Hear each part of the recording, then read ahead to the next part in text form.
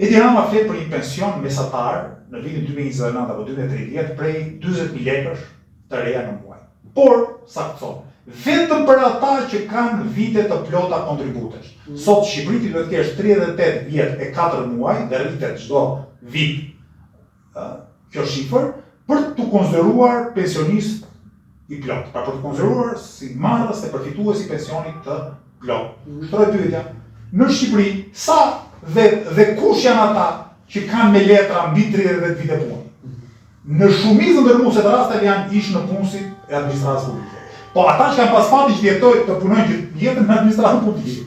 Sepse informiteti i Shqipërisë është aq i madh, sot që flas 44%, ka qenë edhe më shumë 10, 20, 30 vite më parë, saqë sot në Shqipëri këta që kanë pensione të plota, që konsiderohen të plota, janë një pakicë mes pensionistëve.